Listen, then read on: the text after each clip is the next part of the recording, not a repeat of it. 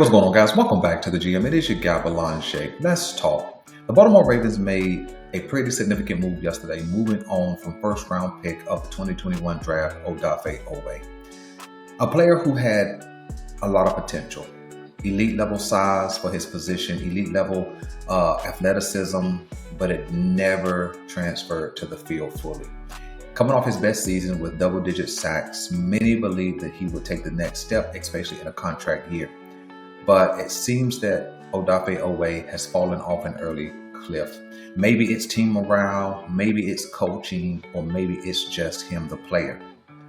We will definitely know more once he gets to LA and we see what he produces. If he gets out there and he balls out, we'll know it's the culture and coaching of the Baltimore Ravens. If he gets out there to LA and he does more of the same, we know it's the player. But that's to be seen. Nevertheless, what does this move mean for the Baltimore Ravens? I don't think it's the first move of a fire sale, but it definitely could be a blue light special.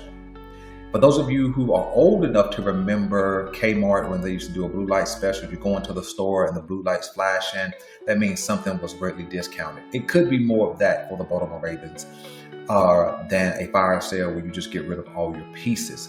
And the reason why I don't think it is a fire sale necessarily is because typically in a fire sale, the head coach and GM also is going, right?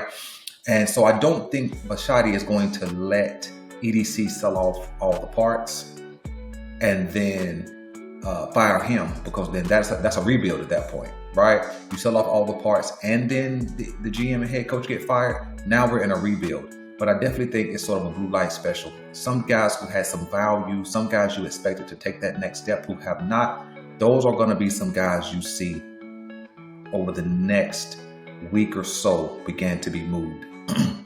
The immediate impact of the Odafe Oweh trade is going to be whatever Gilman can provide, whatever the schematics will be with him on the field, along with Starks and along with Kyle Hamilton. I know that the projection and prediction is that Kyle Hamilton now will be able to be moved all around the field and be able to optimize his athleticism, his smarts, and his skill set. So we'll have to wait and see.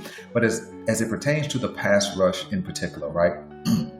Left in-house is Calvin Noy, Mike Green. Those are probably going to be your starters. Tavius Robinson and David Ojabo. I wouldn't say David Ojabo is going to be on the move just yet. I think this is his first real opportunity to really prove himself.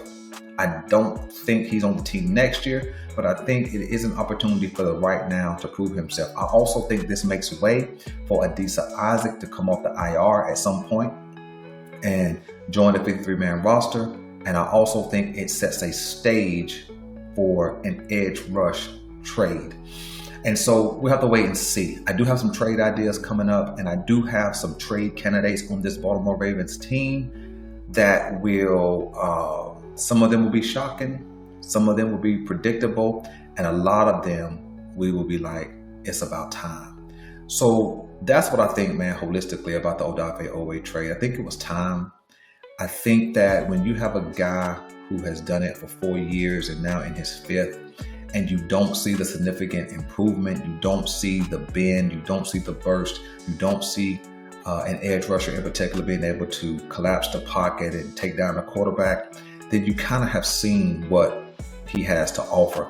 I know that Odafe Oweh did put on muscle this past off season, and so maybe the extra weight has made him a lot less mobile, because there was times in this past week's game where you saw him get ran by. The one play where you saw him take the inside edge, and collapse down, and CJ Stroud just run around him, around the outside. And so I think, this past week was the last straw. And as he was losing minutes or snaps on the field, I think that the writing was on the wall. And so shout out to Odafe Oweh. Hope you land on your feet out there in LA and get your money for sure. So you guys let me know what you guys think about the Odafe Oweh trade. Do you think we got good value?